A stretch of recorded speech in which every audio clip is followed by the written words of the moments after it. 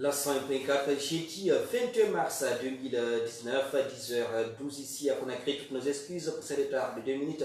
Bonjour donc à tous et bienvenue à l'écoute de votre émission au cœur du débat qui reçoit aujourd'hui dans ce studio monsieur Mamadou Bailo Diallo, Bailo Badia, connu dans tous ses noms, qui est élu à Ratoma sous la manière de l'UFDG Renouveau, et ce pour parler notamment de ce dossier Kapororaï. Nous aurons aussi au téléphone Sekou Koundounou, l'administrateur général de la cellule par les citoyens là. C'est pour revenir sur cette publication du rapport d'audit sur la déclaration des biens des membres du gouvernement. Côté technique, ici à Conakry, c'est Abdoulaye Silla. Un petit bonjour à nos techniciens de l'intérieur du pays, de Pita, de Kindia, mais aussi de Tougui. On va marquer une courte pause et puis on revient ici pour l'ouverture du débat.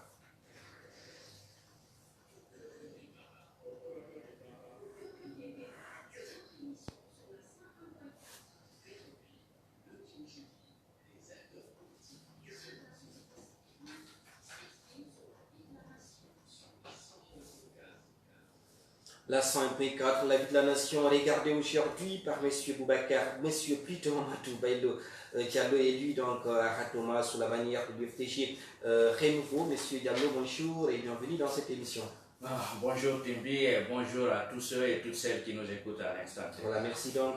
Je vous rappelle que vous pouvez lui poser des questions par SMS au 622 35 57 40, 622 35 57 40, uniquement des messages, donc pas d'appel sur ce numéro. Première question peut-être d'abord avec Sekou Koundounou. Vous regardez ce que les citoyens sont en train de faire pour publier ce rapport dans le cadre de la déclaration des biens du haut cadre de l'État. Quel regard portez-vous sur cette action menée par cette plateforme de la société civile? Bonjour à tout le monde. Moi, je pense que quand une société démocratique veut évoluer, la société civile doit jouer son rôle et tout son rôle pour l'épanouissement des populations. Et c'est ce que le palais citoyen est en train de mener actuellement, parce que s'il n'y a pas de transparence au niveau des commis de l'État, s'il n'y a pas de transparence dans la gestion, on ne peut pas parler de développement économique d'un pays, parce qu'un pays qui excelle dans le détournement et qui excelle dans la gabegie financière finit par sombrer. Donc je pense que c'est une belle démarche qu'il faut saluer, et c'est une démarche à accompagner, parce que ça va permettre aux uns et aux autres de savoir qu'ils sont suivis à la loupe et de faire attention dans la gestion de la chose publique. C'est fondamental, parce que chez nous ici, l'habitude étant une seconde nature, quand tu es nommé ministre ou bien quand tu as une haute fonction, on pense que c'est de la bénédiction et que tout est permis.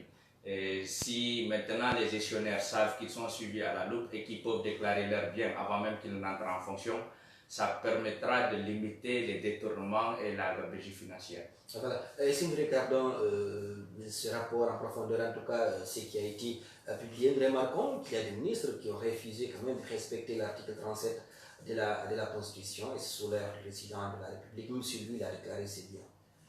Malheureusement, dans ce pays, il y a beaucoup de laisser-aller, malheureusement. Moi, je pense qu'à partir du moment où le président de la République s'est prêté à l'exercice, il devait pousser tous ses ministres, tous les hauts cadres concernés par cette loi à déclarer leurs biens, parce que ça y va de la transparence et ça donne une certaine visibilité dans leur gestion. Moi, je pense que le président de la République lui-même, il a donné l'exemple. Les ministres aussi doivent suivre. Ceux et celles qui vont le refuser, je pense qu'ils doivent subir les rigueurs de la loi. Ils ne sont pas là, et l'Assemblée nationale apparemment n'a rien fait pour que cela soit fait. On reviendra sur cet élément avec Sekou Koundounou, qui est l'administrateur général de cette plateforme, donc celui de Palais Citoyen. Au cours de cette émission, nous l'aurons au téléphone. On va revenir maintenant sur le dossier Kapororaï. D'ailleurs, c'est le thème principal de cette émission. Quelle analyse faites-vous sur cette situation Kapororaï qui perd de Solo Primo, et on parle aussi d'une autre zone vers Bambeto? Étant un élu du peuple, c'est avec beaucoup de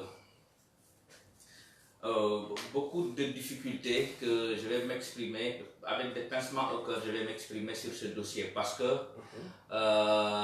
depuis que ces opérations de casse ont commencé, je ne quitte pas la zone de Cap-Ororaï, P2 et j'ai vu aussi certaines maisons vers Hamdallah et secteur 5 qui sont concernées et c'est vraiment déplorable. Je le déplore parce que l'État a manqué de tact et de doigté dans la gestion de la récupération de ses biens. Bien sûr, l'État a le droit de récupérer ses biens, mais il y a la manière, il y a la méthode de récupération. Et l'État n'a pas respecté du tout la manière, ils n'ont pas suivi une bonne démarche pour récupérer ces biens de l'État. Laissez-moi vous dire que même la commune, moi étant élu, même la commune n'a pas été saisie par le ministère de la ville et de l'aménagement du territoire pour dire que nous amenons une mission pour déloger et de faire déguerpir les gens, les occupants de Cap-Ororaï et de Kipédeux. Et dans un premier temps, c'était une lettre qu'on avait adressée à la mairie datant du mois d'août pour dire que ce sont les garagistes qui occupent la zone de Cap-Ororaï qui sont concernés. Mais qu'est-ce qui s'est passé par après? Quand ils sont venus, ils n'ont même pas alerté et les autorités communales et le chef de quartier, parce que le chef de quartier même était perdu. Quand les populations ont appris ces rumeurs, le chef de quartier leur a dit, comme lui il n'est pas saisi, que les gens se ressaisissent et qu'ils gardent leur calme.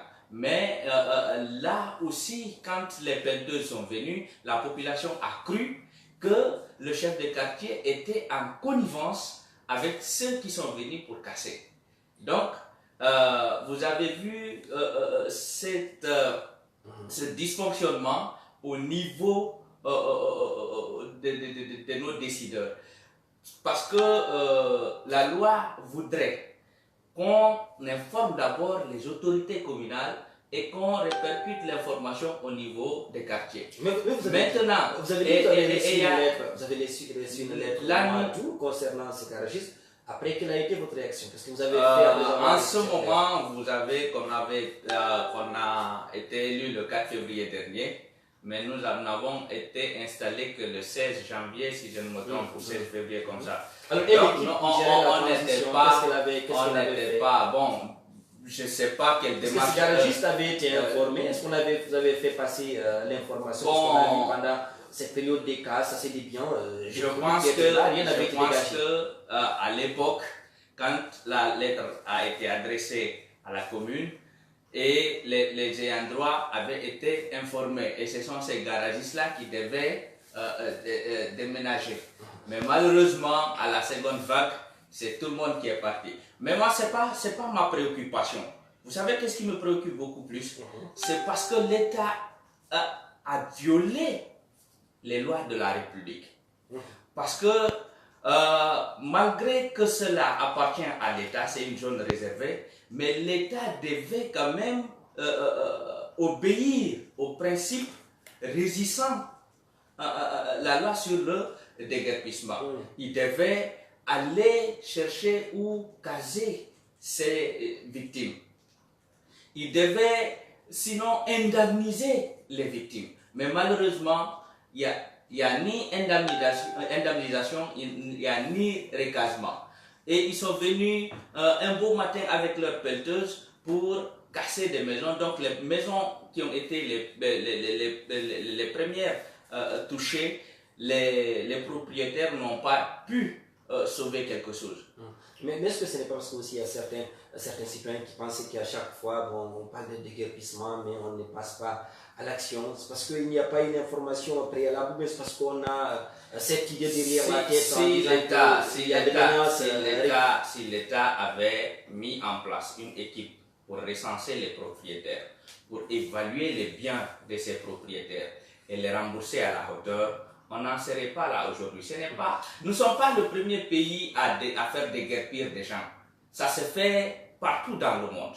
Si nous prenons le Sénégal voisin ici, en construisant leur autoroute à péage, mais tous ceux qui habitaient le long de l'autoroute ont été indemnisés, même les locataires.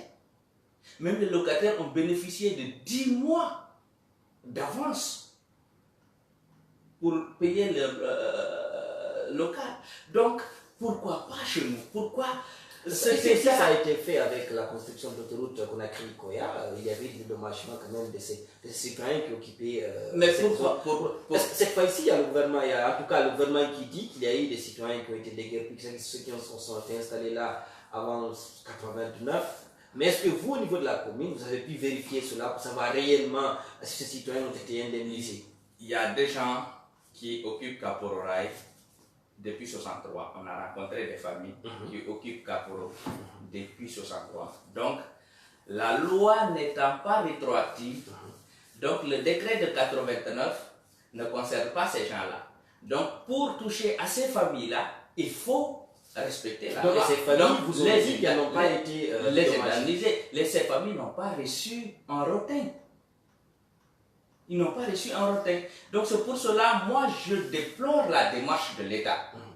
Et je condamne fermement ce déguerpissement très sauvage.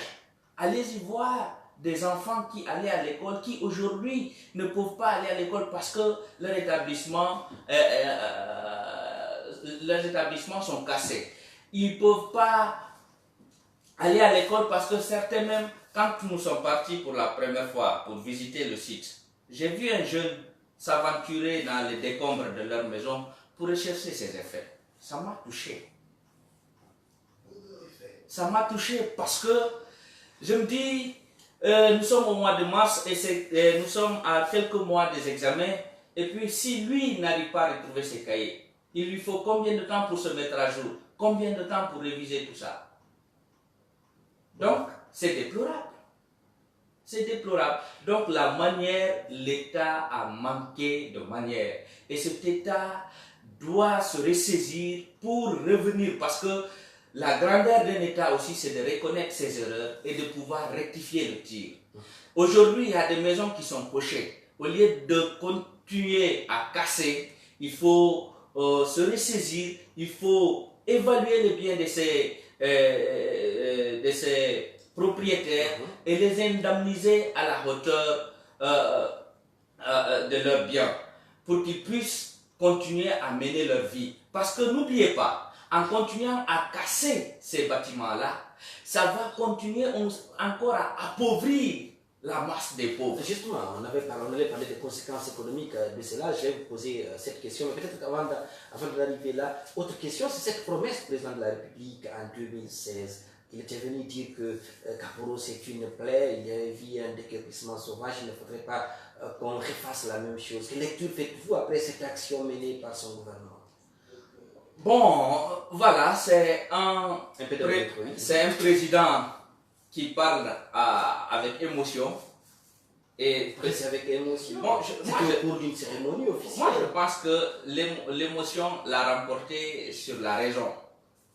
Parce que si lui, il a déploré la casse de 98 et on aurait fait pire que ça en 2019, ça veut dire les paroles qu'il a prononcées en 2016, c'était soit des paroles pour se faire plaire, ou bien des paroles émotives. C'est aussi simple que ça. Sinon, si lui-même, il le disait il ressentait la douleur là dans son fort intérieur, son ministre n'allait pas ordonner cette opération et que les gens commencent à crier et que le président de la République même dit que l'État a droit à récupérer ses biens. Parce que tout récemment aussi, il a dit l'État va récupérer tout ce qui lui appartient. Maintenant, monsieur le président de la République, si vous voulez qu'on continue à croire en vous, ce n'est pas Kapororaï, ce n'est pas Kipédé seulement qui constitue les biens, les zones réservées de l'État. Ils n'ont qu'à continuer, sinon, les gens vont voir cela autrement. Parce que Aujourd'hui, les langues se délient pour dire que c'est parce que c'est une zone défavorable au pouvoir en place. Vous croyez Non, si la casse se limite à Kapororaï et à Kipéde, je vais croire à ça.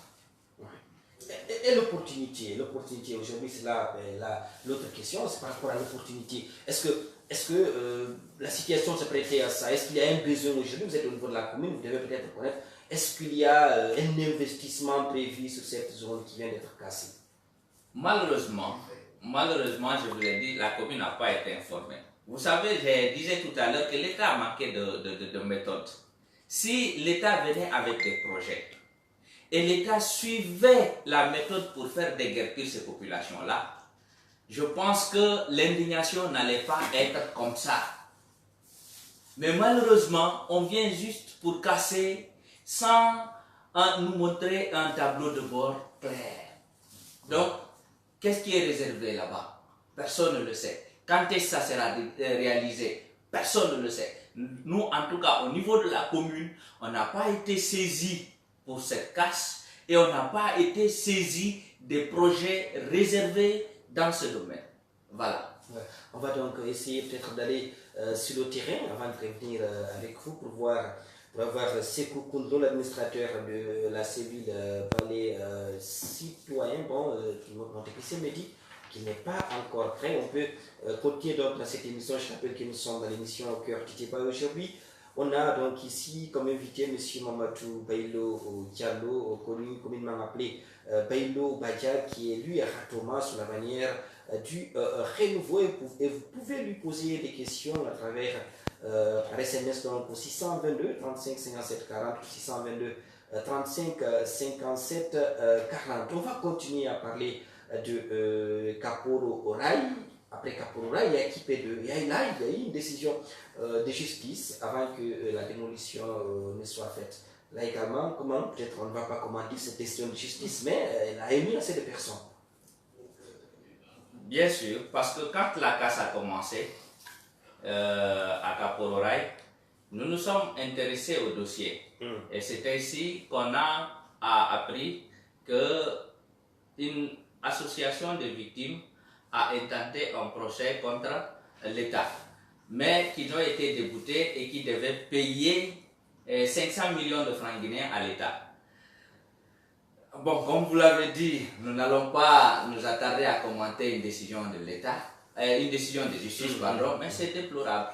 C'est déplorable quand tu es sur ton droit et que on renverse le droit pour que le bourreau devienne la victime. Quoi qu'il arrive, dans un état normal, même si ces gens-là ont occupé illégalement ces terrains avec des cadres véreux, l'État devait accompagner ces populations pour qu'elles portent plainte contre ces cadres véreux qui ont vendu les biens de l'État. C'était le rôle de l'État. Parce que quoi qu'il arrive, ces populations ne se sont pas procurées des documents comme ça dans la nature. C'est des cadres qui ont signé ces documents-là. Donc l'État allait dire, écoutez, nous avons compris que vous avez acheté ces terrains, donc portez plainte contre X. D'accord, on va revenir avec vous, M. Diallo, dans ce peu de temps, mais nous avons en direct dans cette émission M. Sekou Koundou, administrateur général de la cellule Palais citoyen. M. Koundou, bonjour.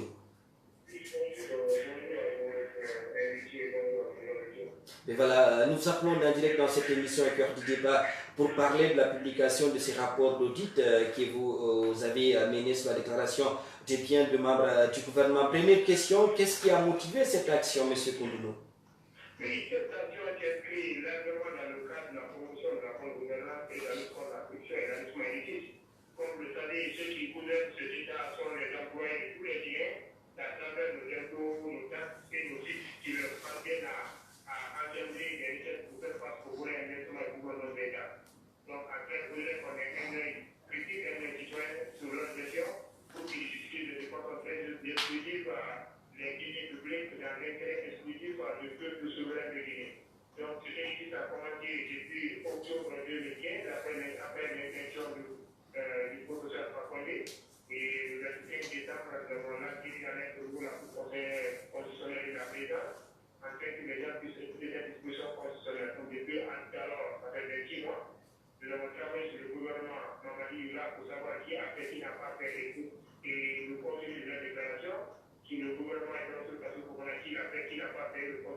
nation, pour le chef de l'État et son cabinet, pour le gouverneur de la Banque centrale, pour les présidents des élections constitutionnelles et les responsables des établissements publics et parapublics. Donc, en clair, il y a un rapport qui articule le groupe de toutes les entités concernées par l'article 36 et qui a pris plutôt en 26 mois, dont la publication de façon séquentielle des rapports a débuté depuis vendredi. Ça a débuté depuis vendredi. Est-ce qu'on peut avoir une idée, peut-être un pourcentage par rapport peut-être aux bons élèves, ces ministres qui se sont conformés en respectant la Constitution? Oui, je parle des autres, si nous prenons le gouvernement Mamadi là, à date, à leur entrée en fonction, il y a 4 ministres qui n'ont pas, dont on n'a pas d'informations sur la déclaration des biens. À leur sortie, il y a 15 dont on n'a pas d'informations sur la déclaration des biens à leur sortie du gouvernement. Donc, Si nous prenons aussi le gouvernement Kassuri Fofana, nous avons 12 ministres à leur entrée dont on n'a aucune information sur la déclaration des biens. Si nous prenons le gouverneur de la Banque centrale qui a acquitté de ses droits constitutionnels, si nous prenons le chef de l'État, son secrétaire général et son directeur de cabinet aussi, qui sont exécutés de leur déclaration des biens. Donc, en clair, si nous prenons le pourcentage global de toutes les entités concernées, nous sommes aux alentours de 60,11% des cadres et des entités concernées par cette disposition qui ont bien voulu se prêter. Les autres, nous les mettons sous deux volets. Et si on ne parle de l'oubli, au niveau de la situation, on dit non, parce qu'on a organisé un décembre 2017. Donc, en mai 2017, il y a un atelier d'information et d'appropriation de toutes les entités qui sont concernées par cette disposition. Donc, a priori, non, on est qu'il n'y a pas d'oubli. Mais c'est comme aussi, nous pouvons imaginer que les gens sont tellement alléchés, ils ont tellement éduqués, qu'ils pourront déclarer qu'ils se créent d'autres soucis. Donc, il y a peut-être l'intelligence des médias. Nous, à notre niveau, nous sommes en train de faire des discussions avec la Constitution, afin que ce qui gouverne ce pays, comme j'aime souvent le dire, chaque qui gouverne pour nous et donc qui nous gouverne pour eux. Et maintenant, l'autre question, monsieur Koundouno, c'est vous-même, vous n'avez pas rendu public le contenu de ces déclarations. Pourquoi? Et je tiens à vous dire que c'est un processus, et vous avez vu déjà sur la méthodologie, comment ce travail se fait. C'est pas un travail se fait à la base. Et la première étape consiste à informer l'opinion d'affaires internationale qui l'a fait et qui l'a pas fait. La seconde étape, c'est de publier le contenu des différentes déclarations qui se fera certainement sur un site web que le contrôle vient de mettre en place qui sera dénommé www.déclarationbienguinée.com. Voilà, ça va être fait bientôt. Et peut-être quelle suite allez-vous donner à votre action? Nous savons qu'il y a des ministres qui n'ont pas voulu déclarer leurs biens. Certains ont déclaré... Nous avons saisi le procureur général de la Cour d'appel. Nous avons saisi le ministre d'État à la justice Gardesso. Nous avons saisi l'inspection d'État à travers le vérificateur général. Nous avons saisi la Cour suprême. Nous attendons dans une semaine leur réponse. Et à travers ça, des dispositions pratiques seront prises contre eux. Mais nous voulons sinon la mettre le courant du monde de l'Europe en autonomie au précampé et au partenaire. Nous ne sommes pas dans un état où il y a une partie de la population qui est supérieure à un autre cas. Et l'autre question, alors, peut-être ça n'a pas un lien avec ce rapport, c'est votre combat pour le respect de la Constitution. Et ces derniers temps, nous voyons régulièrement des cylindres révisionnistes manifester par-ci, par-là pour demander au président de la République de se maintenir au pouvoir au-delà de 2020. Quel regard portez-vous sur ces agissements? Oui, je regarde le comportement d'un groupe d'États qui pense que la Guinée est un empire ou une monarchie, qui estime que la défense de leur intérêt est peut prévaloir pour l'intérêt général de la population. À leur niveau, au bien des forces, des dispositions particulières avec le palais citoyen, le répertoire continue, nous sommes aujourd'hui au alentour de 234 Guinéens qui sont prêtés à cet exercice. Mais nous rassurons que les forces sociales sont en consultation avec l'ensemble des entités politiques et sociales et syndicales du pays. Ces consultations avancent très bien et dans les jours qui suivent. Et le plan de dynamique et le plan annonce de la fête au souverain peuple de Guinée pour voir la route à ces terrains qui n'ont pas que pour objectif la défense de leur intérêt égoïste et partisan. Est-ce que vous êtes soutenu, bien soutenu dans cette action? Parce que ces derniers temps, nous voyons même les politiciens...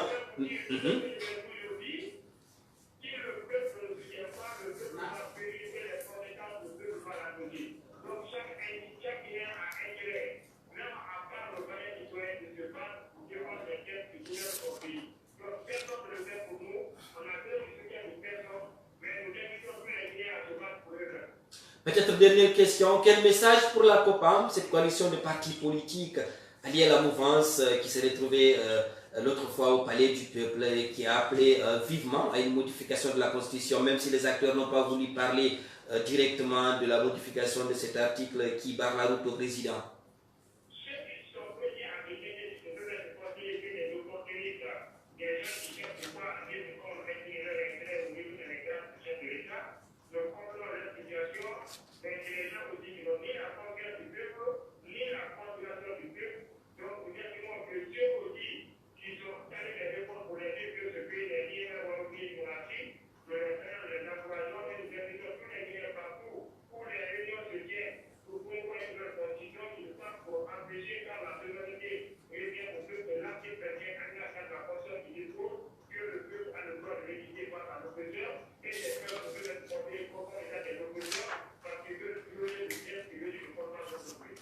D'accord. Merci à vous, monsieur Sékou Koulounou. Voilà, merci. Je rappelle que vous êtes l'administrateur général de la cellule Balai Citoyen. On va marquer une courte pause avant de revenir ici dans cette émission et continuer la continuer donc avec monsieur Mamadou Baïlo Bakar Diallo. Ça prend beaucoup de temps. On va continuer.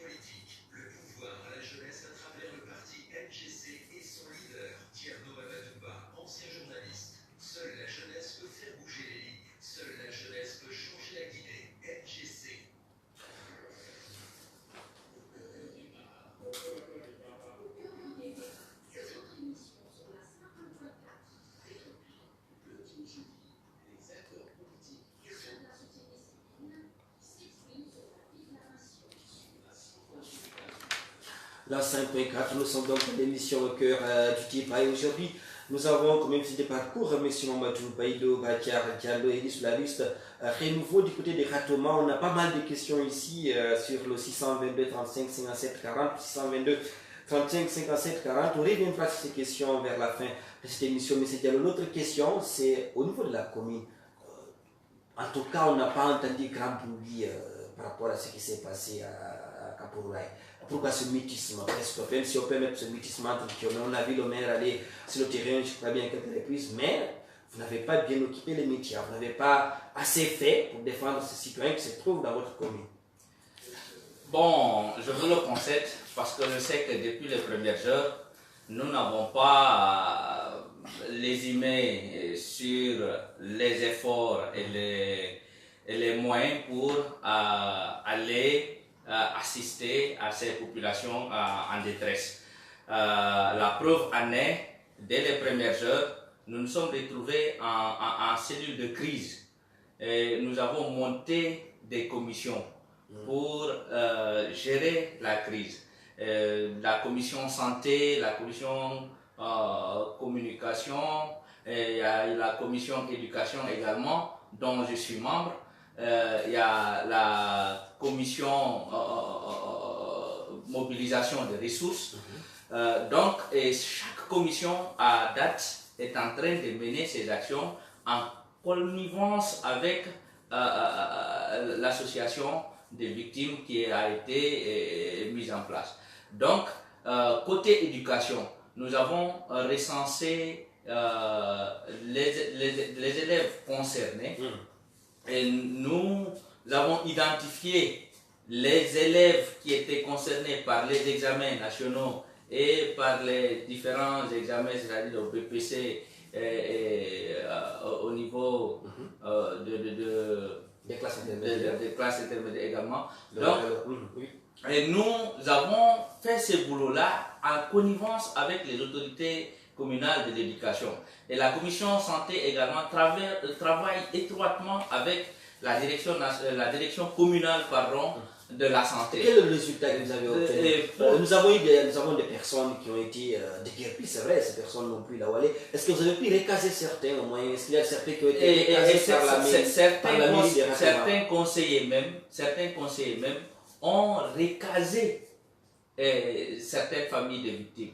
Parce qu'ils étaient là, ils connaissaient où il y avait des maisons disponibles et des guerpilles ont été orientés par certains de nos conseils. Donc, certes, il n'y a pas eu un tintamarre et un battage médiatique autour des actions que nous sommes en train de mener, mais la mairie ne reste pas en marge parce que nous savons que malgré nous avons été contournés par les autorités étatiques, mais nous restons quand même une autorité qui a une responsabilité de répondre aux aspirations de la population de Ratoma. Parce que quoi qu'il arrive, nous avons un mandat de ces populations-là. Donc leur souffrance, ce sont nos souffrances. Leur détresse, c'est notre détresse. Donc c'est pour cela, nous irons jusqu'au bout avec eux et nous avons intimé même tous ceux qui ont des papiers de les conserver parce que nous avons adressé des correspondances au secrétariat général du gouvernement, nous avons adressé une correspondance au président de l'Assemblée nationale, à la présidente du Conseil économique et social et d'autres institutions pour attirer leur attention sur la tragédie qui se passe dans nos quartiers. Notamment dans notre commune, maintenant ce n'est plus un quartier qui est touché, c'est des quartiers qui sont touchés. Donc, et hier, on devait rencontrer, parce qu'on a adressé même une correspondance au ministère de l'aménagement de la ville et de l'aménagement du territoire. Et hier, à 8h, on devait se rencontrer. Mais malheureusement, le ministre a décalé pour dire que pour des raisons, je ne sais quoi, qu'il ne pourra pas honorer son engagement, qu'il ne pourra pas venir. Sinon, le message que vous avez voulu porter au ministre. Sinon, on allait simplement attirer son attention sur ce qui se passe et lui pousser à indemniser les victimes. Parce que, je disais tout à l'heure, tous ceux qui ont des documents légaux, si l'État là ne les indemnise pas, et notre État viendra les indemniser. Est-ce que vous avez et il est fondamental dans c'est vrai que certains ont été déboutés ici, mais il y a d'autres tribunaux de la sous-région. On avait même dit que nous, en tant qu'autorité communale, on s'associe à ces victimes pour se porter partie civile, pour qu'on rétablisse ces citoyens-là à leurs droits. Et c'est fondamental parce que chez nous, malheureusement, c'est l'État qui cause du tort à sa population, malheureusement. Et c'est à l'État de demander pardon. Depuis 1958, c'est l'État qui brime ses citoyens. Et moi, je pense que le moment est venu pour mettre en place un fonds d'urgence pour indemniser ces victimes-là et que l'État demande pardon aux victimes et qu'il y ait réparation. À partir de là, on marque une ligne rouge et tout ce qui va se fait avec tact et doigté et dans les règles de l'art. C'est fondamental parce qu'on ne peut pas continuer à être victime de notre propre État. Il faut que l'État arrive à prendre ses responsabilités et à respecter d'abord la loi. Parce que qu'est-ce qui nous arrive? On met de côté les textes et on continue à agir avec le flair. Étant donné que si nous agissons avec nos émotions et nos sentiments, nous risquons de faire du mal et de causer du tort à certains de nos concitoyens. Et c'est ce qui est déplorable. Et le député de Ratoma, vous avez travaillé avec lui? Vous avez dit que vous avez essayé l'Assemblée nationale. Est-ce qu'il est venu au niveau de la commission? Vous êtes concerté pour mener une action? Malheureusement, depuis le début, on n'a pas vu l'honorable Ali Ouba venir nous épauler dans nos travaux. Et vous vous croisez sur le terrain? Non. Dans le soutien de ses habitants? Bon, peut-être au niveau de leur formation politique, au niveau de l'UFDG, peut-être il a contribué, mais c'est pas... Mais c'est l'UFDG aussi qui occupe la tête de la mairie de Ratoma avec pas mal d'élus. Oui, mais ces gens-là, ils sont responsables à la mairie. Ce qui se passe au niveau de la direction nationale de l'UFDG, c'est un parti politique, c'est une institution qui vient en appoint aux victimes. Ce n'est pas une autorité qui gère. Parce que nous, aujourd'hui, qu'est-ce qu'on a dit aux victimes? Parce qu'au début, certains étaient réticents. C'est pour cela, même... Réticents? Pourquoi? Réticents parce que il est d'habitude des gens jouent à la récupération. Il y a des victimes et puis ils sont doublement victimes. Vous venez pour échouer leurs larmes, vous versez des larmes de crocodile et puis ceux qui viennent là vous empocher. Donc ils ont dit, nous, on s'est constitué un collectif de victimes, laissez-nous évoluer et puis laissez-nous continuer nos démarches. Nous avons dit pour une fois, ayez confiance aux personnes que vous avez élues, aux conseillers élus qui vont vous accompagner et qui peuvent aller là où vous ne pouvez pas atteindre. Donc c'est pour cela, nous leur avons montré que nous pouvons aller très loin. Et en adressant ces correspondances, en attirant l'attention des autorités compétentes sur le sujet. D'accord. On n'est plus par le temps, permettez-moi de poser cette question, peut-être dernière par rapport à ce déguerpissement. Il y a d'autres zones réservées dans Ratoma, nous le savons, qui sont occupées par les citoyens. Nous avons vécu un sinistre du Capouraï. Aujourd'hui, qu'est-ce que vous faites au niveau de votre mairie pour ne pas qu'on revive la même chose dans les autres zones? Pour le moment, nous sommes pris de vitesse. Et on n'anticipe pas. Oui, nous anticipons parce que gouverner, c'est anticiper. Nous allons faire en sorte que si immédiatement il y a des zones qui sont ciblées, que l'État évalue et que l'État indemnise. On ne peut pas continuer à mettre des gens qui vivaient là depuis des années et qui ont construit leur histoire dans ce territoire-là pour venir un bon matin pour leur dire partez, où ils vont partir. L'État n'a pas tiré toutes les leçons du déguerpissement de 98. Parce que si l'État avait tiré toutes les leçons du déguerpissement de 98, l'État n'allait pas procéder de la manière dont ils ont fait actuellement. Mais malheureusement, nous allons de mal en pire, malheureusement. Ok, et autre question, c'est par rapport à la mairie de Ratoma. Comment elle fonctionne présentement? Et il y a assez de retard dans l'installation des élus. Comment la mairie fonctionne? Est-ce que vous avez commencé à travailler de façon concrète? Pour le moment, le travail se résume à ces commissions de crise. Parce que la mairie n'a pas tenu son premier conseil d'abord. Les services, des formations préalables qui devaient être faites. Bon, pour l'instant, il n'y a pas eu de formation. Et puis, nous attendons la convocation par le bureau du premier conseil. Et je sais que les services techniques sont en train de travailler. Ils vont nous présenter un règlement intérieur et les commissions seront montées. Et bon, le travail proprement dit va commencer. Mais pour l'instant, nous évoluons colopin calopin. On va prendre quelques questions 622 35 57 40. La première, bonjour monsieur Baïlo Siamadou Bari depuis Sonfonia. Avant tout, je vous félicite pour les bonnes explications et les bonnes informations. C'est le cas, donc le rôle de Mélie différent de nos députés Millet, voilà, sur la question, voilà, dites. Il demande quelle commission vous dirigez au niveau de la commune de la Tronçon. Ça a été répondu, je crois. Vous avez parlé bon, les commissions ne sont pas montées d'abord. Voilà, pour l'instant, je suis membre de la commission éducation. L'autre question, bonjour la grande radio, c'est Abdul Kaniyou. Ma question est de savoir quelle politique avez-vous à mener pour lutter contre l'insalubrité au sein de la commune de Ratoma, considérée comme la commune la plus sale de Conakry depuis l'arrivée de Taran, maire élu. Oh, voilà. Quelle politique pour l'insalubrité?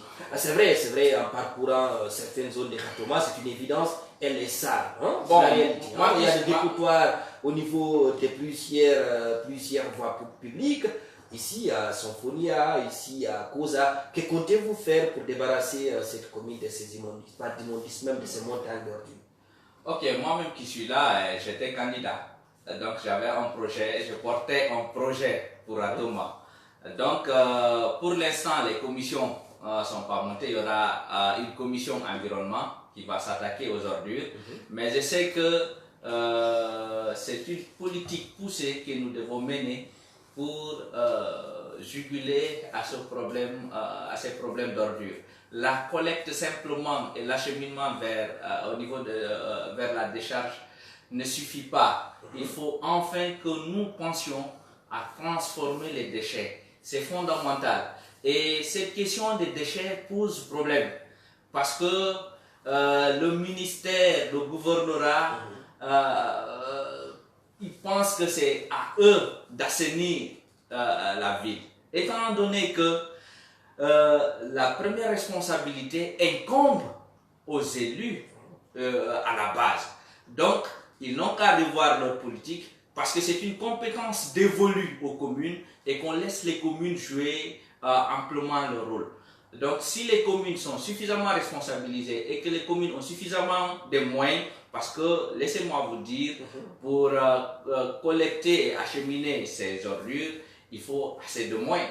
La transformation aussi, c'est assez de moyens. Il faut nouer des partenariats. Et c'est là où l'État doit jouer son rôle. Mais malheureusement, on s'agrippe sur des détails et on laisse les fondamentaux. Et je pense que pour une fois, nous devons oser affronter le problème à bras le corps. Quelle devrait être la principale mission de la mairie de Ratouma pour peut-être la première année ou dans ces 5 prochaines années? Bon, rapidement, je pense que la première des choses, il faut stabiliser la commune. Bon, c'est une commune où il y a assez de tensions, il y a assez de... C'est une commune stigmatisée, pas du tout fréquentable par certains. Je pense que notre rôle étant aussi de créer des emplois, il faut mettre un climat favorable aux investisseurs pour qu'ils puissent venir dans notre commune et investir. C'est fondamental. Et il y a des PA présentement dans votre commune? Bon, les PA, les CPA, oui. Pour l'instant, il y a l'accalmie le long de la route Le Prince. Mais la sécurité, ce n'est pas simplement au niveau de la route Le Prince.